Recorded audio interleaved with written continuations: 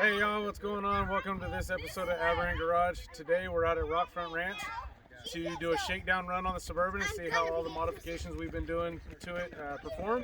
We're out here with a pretty good host of vehicles, and let's just jump right into it and hope you enjoy.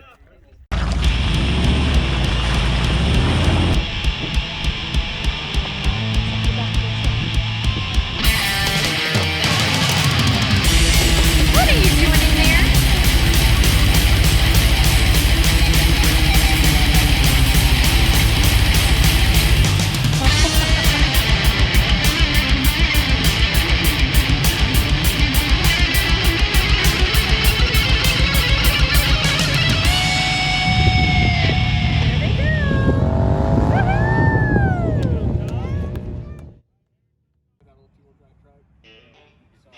When we set up this trip, we knew we'd have some folks coming from San Luis Obispo County, and the bulk of us would be coming from northern Santa Barbara County. We decided as a centralized point to meet in a parking lot at the north end of Santa Maria. That way we could all get together, introduce ourselves, and have a quick driver's meeting before we got on the highway. We talked about things like safety and how communications were going to work, as well as who was familiar with the area, and then we loaded up into our trucks and got onto the highway. As I mentioned, our destination for the day and the destination of this shakedown run was going to be the Rock Front Ranch OHV area, which is a part of the Los Padres National Forest, located about a half an hour east of Santa Maria off of Highway 166. And for those who are not familiar with Rock Front Ranch, it is actually a working ranch and farm where they have selected crops that grow particularly well in this unique location, as well as providing educational opportunities on conservation to children and adults. And before we knew it, we were pulling into the staging area out here at Rock Front. This gave us all an opportunity to get out of our rigs, allow the kids to run around a little bit, air down tires, and give our rigs a once-over before we got onto the trail. It also provided an opportunity where we could get out and check out each other's rigs, like this 85 Toyota pickup that belongs to my buddy Danny. It also happens to be the first ever Aberrant Garage fabrication project where we built this bumper for him. Next we have Abe's 2000 Jeep TJ that he recently acquired and was getting his first time out on the trail. Next we had Josh's JK Unlimited, and Josh was kind enough to take the lead for the day, as well as help us with filming. I found a step back.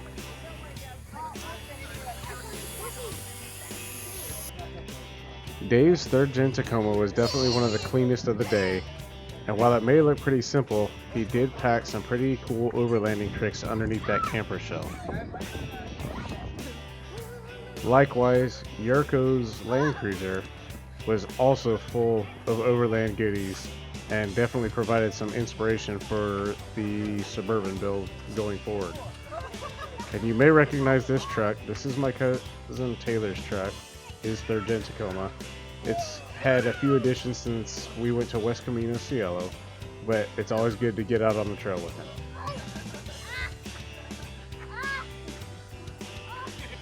As everybody completed their final preparations, we had an opportunity to go around and check out each other's trucks and talk about them, and the kids had an opportunity to run around and play for a little while before we got back in the seat and headed out onto the trail.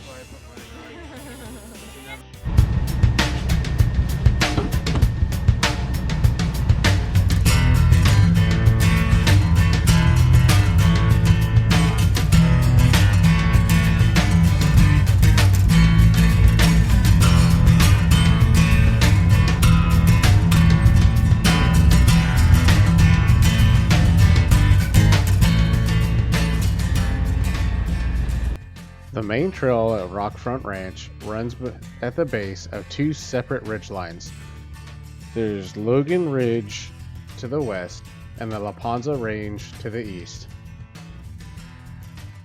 This trail is flanked on either side by a variety of other trails, most of which are designated as a blue square or more difficult trail.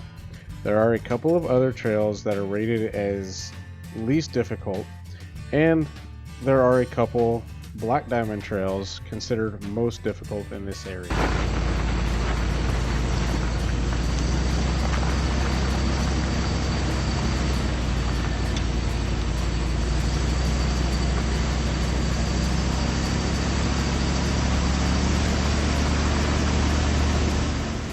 The goal for today was to take a 3-trail loop, which would lead us off the main trail on about a 12-mile loop back to this main trail. And the trails we were looking for were Big Rocks, Jack Spring, and Branch Creek. Each of these trails were designated as a blue square or more difficult trail.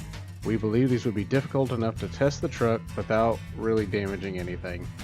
And after nearly missing our first turn, our lead had to turn his Jeep around, and we all had to back up so that we could get going down the right path.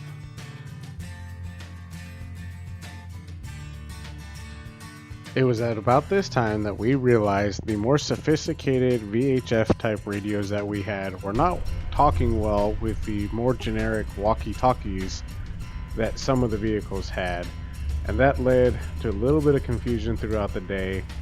But once we had this realization, we were able to find workarounds and be able to keep the entire group together.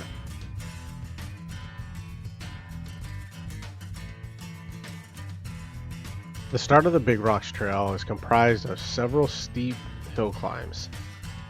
Initially, I decided that I would see just how long and how far I could go with the Suburban in two-wheel drive.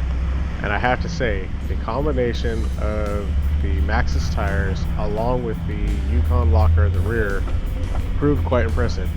I actually stayed in two-wheel drive for probably half of the Big Rocks Trail. It wasn't until I got on some of the steeper climbs that I actually had to engage four-wheel drive, which did bring up some concerns as I do have auto locking dips in both front and rear, which led to some concerns with steering.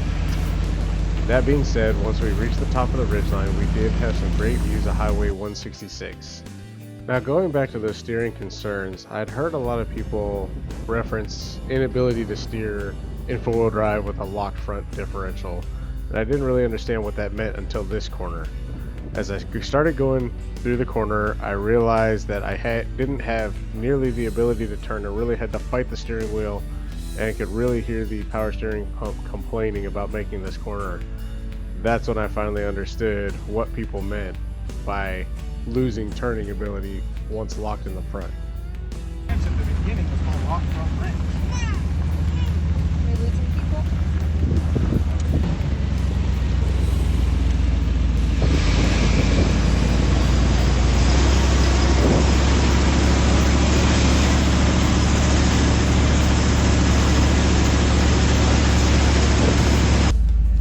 People have asked me why build a Suburban to go off-roading, and I only have one answer.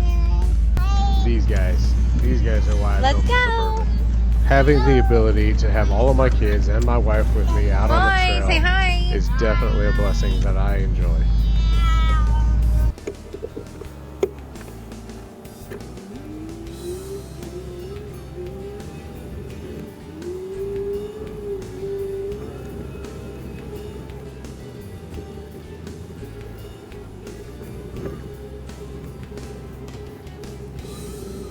It didn't take us too long to reach the end of Big Rocks and find ourselves heading down the hill on Jack Springs, which was our interconnect to Branch Creek.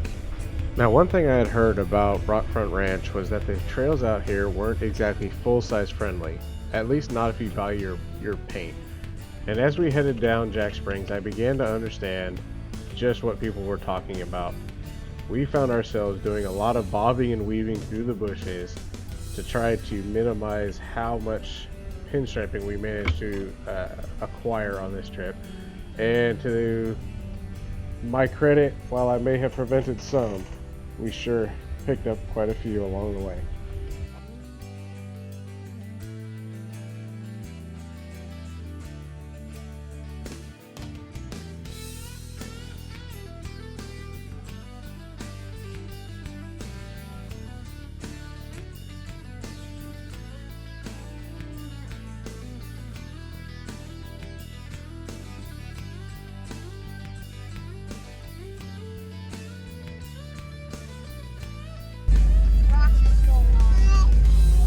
found ourselves on one last hill climb before we found the connection to Branch Creek, where we turned back westward and started making our way towards the main part of Rock Front Ranch.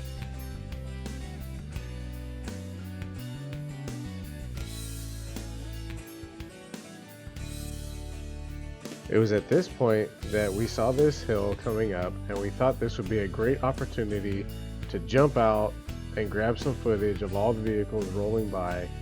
Unfortunately, we weren't able to get too much of this footage as my wife has been suffering from a back injury, but she was feeling better and jumped out and got us some cool footage.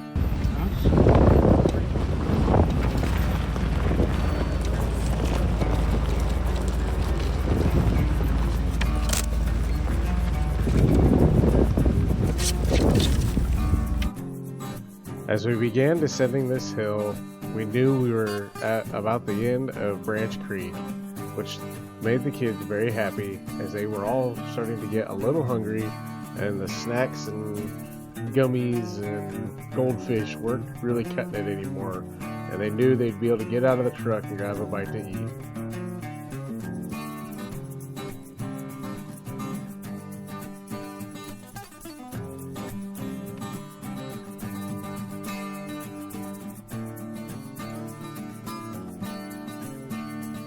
This area that we were coming into to have our lunch break is actually a campground in the area known as the Buck Springs Campground. It has a couple of picnic tables and a couple of fire rings. Looks like actually a pretty nice spot to hang out for a weekend of off-roading and adventure.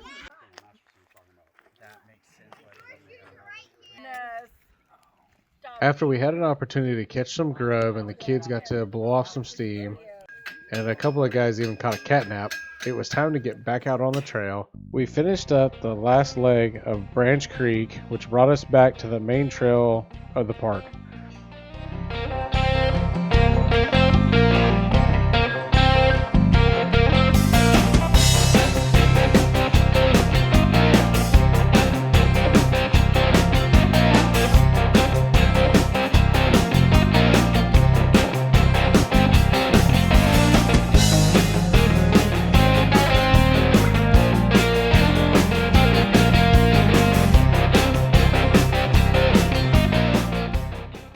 Once we made it back to the main trail, we decided to take a left and head south back towards the park's entrance.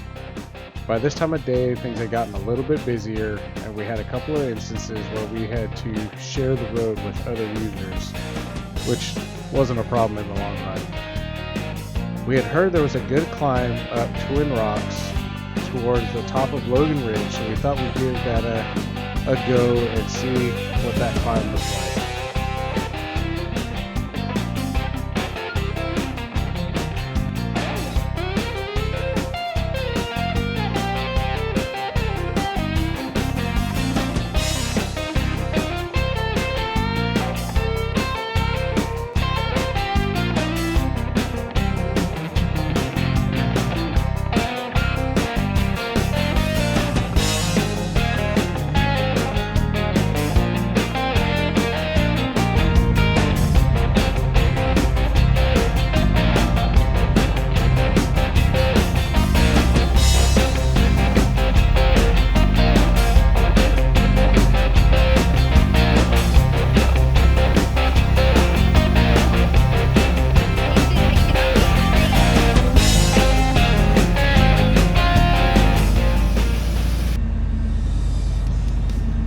up this part of Twin Rocks proved to teach me a couple of lessons for the day.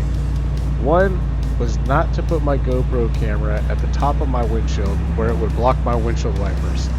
After riding in the dust all day out on the trail, heading westward into the sun proved difficult to see. The other thing that it taught me was when going up a steep climb like this, it's probably best to take off in 4 low, as I made it to about this point in 4 high, and my truck said, no, let's do this in 4 low.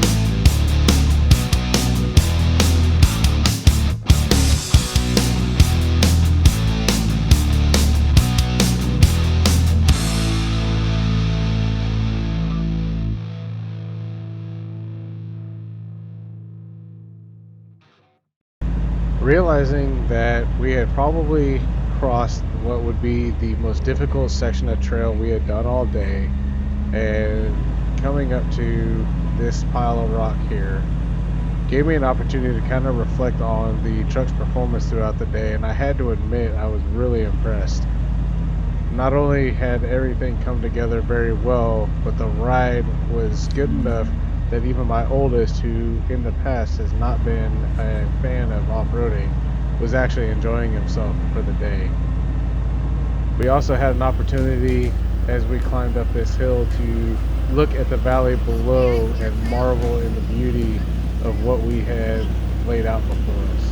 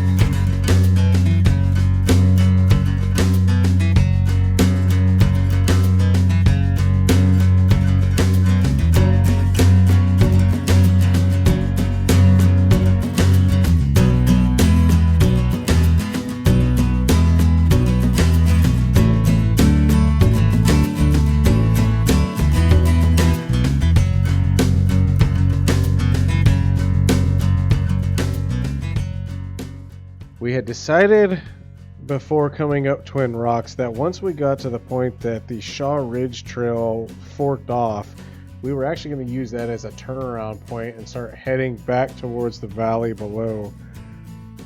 Shaw Ridge is designated as a black diamond trail, and while the truck was performing well, I wasn't quite ready for that level of difficulty given my unfamiliarity with the truck's capabilities. So we found a good turnaround point and started heading back the way we come, and had a great time looking at all the views on either side of the ridgeline.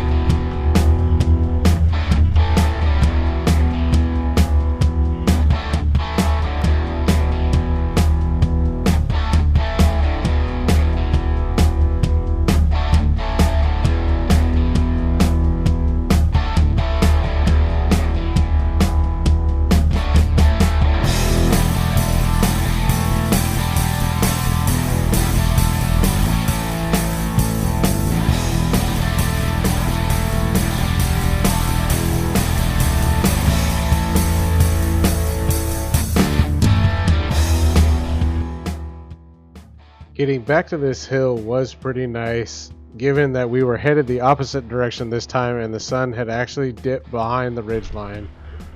Being able to see where I was going made this part of the trail infinitely better than coming the other way. It also helped give me a sense of confidence seeing what it was that I had come up at being blind.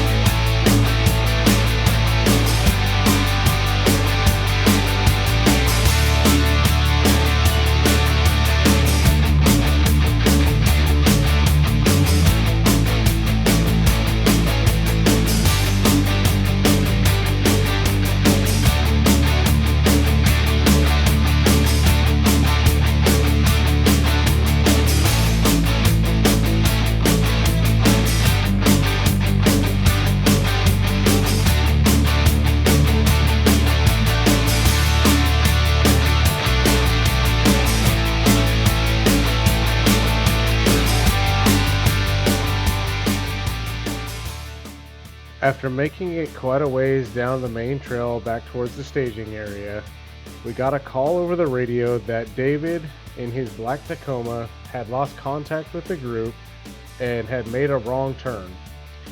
We all found a good place to stop where we had good visibility around corners to try and wait to find out where David was so we could regroup with him. Once we knew where he was and that he was back on the right path, we decided to utilize this time as an opportunity to go ahead and get a jump on airing up tires as we didn't want to head to the staging area and leave him behind.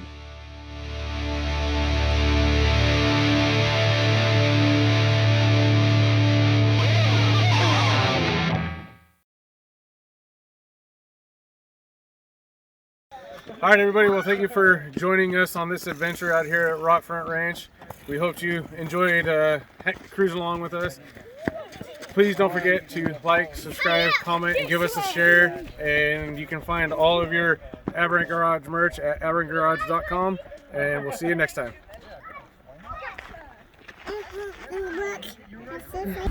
Okay.